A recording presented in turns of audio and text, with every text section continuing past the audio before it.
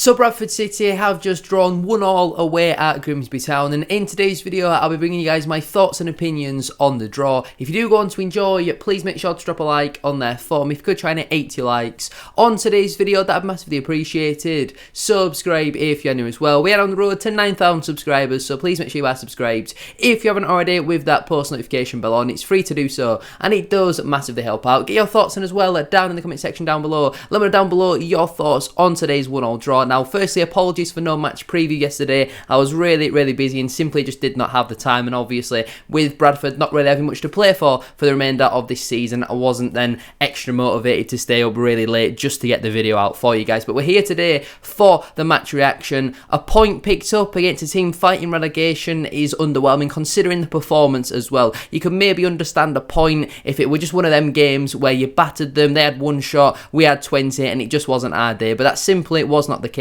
Grimsby, I thought, probably slightly edged it. We had some chances, they had some chances. Maybe a 0-0 would have probably been a fair result. Their goal was a really good finish from probably their best player on the day, Curtis Thompson. I was really impressed with him in central midfield. We equalised in the last minute, and now we're going to get into it in a little bit more detail, starting out with the two lineups. So the hosts, Grimsby Town, then lined up in a 5-3-2 formation with Cartwright in goal, a back five of Smith, Mularkey, Thian, Rogers and Hume, with a midfield three of Holohan, Thompson and Andrews, with a Bikwu and Rose leading the line. Bradford City lined up in a 3-4-3, 3-5-2. I'm pretty sure it was more of a 3-5-2, as in like with a holding midfielder and two number 8s like what we played at the weekend, with Walker in goal, a back three of Tompkinson, Platt and Kelly, with Halliday and Richards as your wing backs, Smallwood as the holding midfielder, with Oyegoke and Poynton as the two number 8s, with Callum Kavanagh and Tyler Smith leading the line. But in and out of possession it probably changed. You could have had Smith as the striker with Poynton and Kavanagh just behind it, then Smallwood and Oyegoke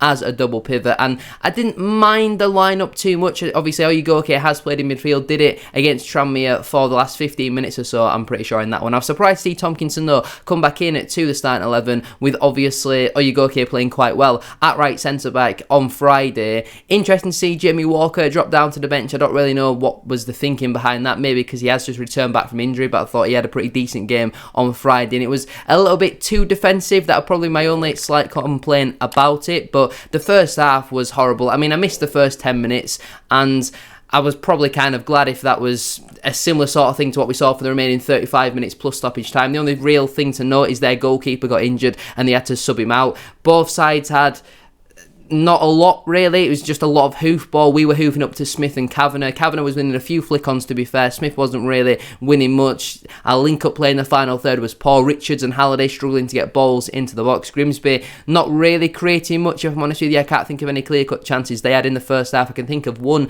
that we had when Kavanagh did really well to win the ball back. He puts a cross into the box. Tyler Smith, free header about 8 yards out, and he heads it straight at the goalkeeper. A really poor finish, and something we've kind of come to expect from Tyler Smith. He's simply not good enough. I don't think it's down to confidence. It's certainly not down to age. You know, he's in his mid-20s now. He's not like he's 18, 19, just coming through the ranks. He's a senior pro, and he's missing easy chances week after week, and in the end, it probably has cost us maybe winning the game, because if that goal goes in, it's a completely different game, and yeah, so disappointing that unfortunately he has missed another big chance for us. The start of the second half was really more of the same. They take the lead through Curtis Thompson. They get a corner, which came from a free kick, which was given away by Daniel Oyegoke, a really silly foul, maybe one he didn't need to make. You know, it's not like they're in a really dangerous area. They were on the counter-attack, don't get me wrong, but I don't think Oyegoke needed to chop him down like that. The free kick comes into the box, I can't remember who, but the ball ends up going out for a corner. The corner comes into the box, it's low, cleared away at the near post, not a great clearance, and then Tyler Smith on the edge of the box completely switches off, leaves his man to have a free strike on goal. Curtis Thompson, who, like I said at the start of the video, was definitely their best player. I was really impressed with him in central midfield for Grimsby.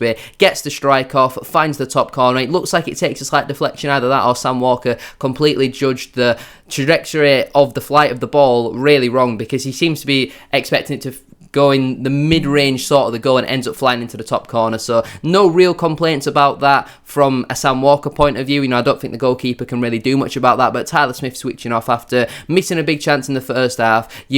If you are going to miss these big chances, you at least need to make sure that you don't give goals away defensively, and it's his man on the edge of the box, and he just starts ball watching, and then by the time he's turned around and reacted, the ball's already in the back of the net. So again, really poor from Tyler Smith, who managed to somehow get 75 minutes under the belt again, and I don't really understand how, because I'd much rather have Derbyshire up there, and you all know how poorly I think Matt Derbyshire is, but Smith is just offering nothing. He's terrible in front of goal, not contributing much defensively, and I think if Cook's not back for Saturday, you probably have to start either Kavanagh up front on his own, maybe Wright, even Chapman, somebody other than Tyler Smith, because he is really, really poor. And then on around the hour 65-minute mark, we saw our first double change with Jamie Walker and Clark Adore both coming onto the pitch for Bobby Poynton and Jonathan Tompkinson. Pretty like-for-like changes. Adore came on to replace Poynton, and then obviously with Walker coming on for Tompkinson, it meant Oyegoke dropped into the back three and Walker was in the midfield. I feel like them changes kind of made sense, to be honest with you, but with Oyegoke being on a yellow and playing alright, to be fair, in the midfield, when you change his position, he always seems to have a little bit of a drop-off, and I thought he did that again. He was good in central midfield, then when he went to centre-half, was looking a little bit clumsy, few stray passes, and that was disappointing at 40 Oyegoke. Again,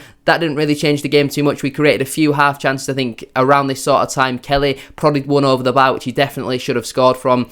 If that goes in, it's probably a different game, which was disappointing. And I think around the 75th minute was when we saw another double substitution with Chapman and Wright coming onto the pitch for Tyler Smith and Lewis Richards. Chapman going as a supportive striker for Callum Kavanagh. I don't really know why we are playing Chapman up front over the last couple of games, and then Tyreek Wright came on and played as the left wing back for Lewis Richards. And again, few half chances, nothing really clear cut, but we managed to somehow create a chance in the last minute. 91 minutes on the clock, cross comes into the box, he's to the back post, Halliday's about to tap it in, and Denver Hume just rags him to the floor. It's the most blatant penalty you'll ever see, but with how poor the referee had been in the game, I was surprised that he'd given it, to be honest with you. I thought the referee had a really, really bad game, and somehow we were even worse. Halliday was clearly about to tap it in. It's a very obvious penalty, a clear denial of a goal-scoring opportunity, and there was no intention for the ball, so it was a straight red card for Denver Hume. He'll be banned for their next game. I don't think they can have really many complaints about that. There's clearly no intention for the ball. He's definitely impeded him, and he meant a spot kick for Bradford City. You look at the players on the pitch, there's not really many of your known penalty takers to be there. No Andy Cook, no Tyler Smith. You're looking who's going to step up, who's going to be the man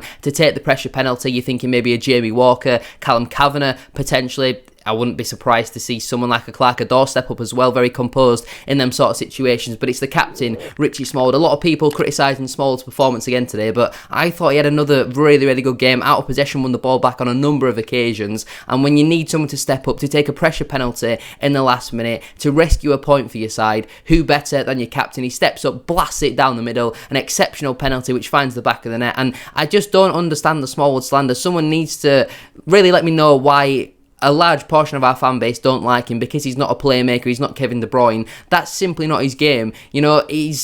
You don't expect Rodri to be making them sort of passes that De Bruyne makes, so why do we expect it from Richie Smallwood? I really, really do not get it. A lot of people saying that they want his contract to be ended in the summer and not extend him for a further year, but I'm completely opposite. I'm a big, big fan of Richie Smallwood. I think when he plays like that, there's not many better holding midfielders. He's so good out of possession. He wins the ball back on a number of occasions, and then when you need someone to step up for a pressure penalty in the last minute to rescue a point for your side, the captain steps up, and he's cool as ice, and finds the back of the net with it. I just don't understand all the frustration and complaints towards our captain. And for those of you who are regular viewers on the channel, I'm sure you'll all be aware by now that I'm definitely not a happy clapper, but I just don't understand the slander that Smallwood gets, to be honest with you. We'll go through some player ratings then quickly. Sam Walker, thought had a fairly average game, didn't really have many saves to make, came for a couple of crosses, that was about it. I'd give him a 6. Tompkinson, I don't think had a particularly great game, I'd probably give him a 5. Matty Platt, again, dealt with Danny Rose for the large part, probably give him a 6. Kieran Kelly,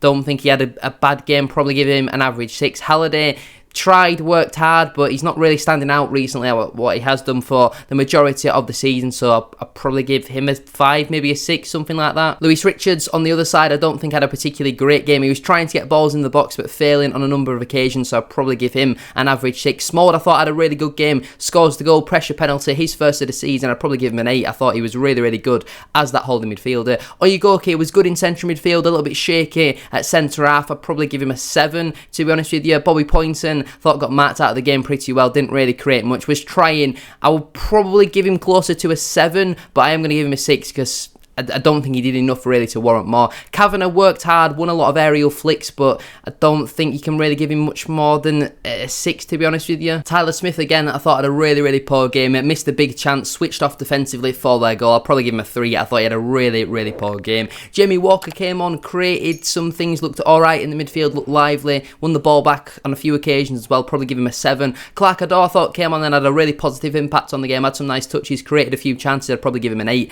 I was really impressed with Adore off the bench. Chapman, not really much to note again, and I think probably when the summer comes around we look to move on from Harry Chapman. I can't see him staying around. I don't think he suits Alexander's football. If he's going to be here for next season, I'd probably give Chapman a 6. I don't think he did a lot. And Tyreek Wright, again, probably an average 6. I thought his yellow card though was really harsh. Their play was clearly impeding Wright. He kind of shrugs him off and Wright gets booked for it and they get the free kick. I thought the referee had a really poor game. I would say Grimsby have probably got just about enough to stay up. From the 2 games that I've seen against Grimsby this season, they've got some good players in there. Thompson in the midfield, Danny Rose as the striker, got a couple decent centre-halves. Holohan on his day can be a decent player as well. I think Grimsby will be fine and I think they'll be playing League 2 football next season. But I'm going to leave it there then for today's video. If you have enjoyed, please make sure to drop a like on there for me. If you could try and hit 80 likes, as I said at the start of today's video, that would be massively appreciated. Subscribe if you're new as well. We're on the road to 9,000 subscribers, so please make sure you are subscribed. If you haven't already, with that post notification bell on, it's free to do so and it does massively help out. Get your thoughts in as well down in the comment section down below on today's draw. Not a bad point in the end considering how we played, but really underwhelming in terms of the performance. We need to be better. Is Alexander the right man to take us into next season? Let me know all that sort of stuff down below. Thank you all for watching. Have a great rest of your day and I'll see you very soon for another video.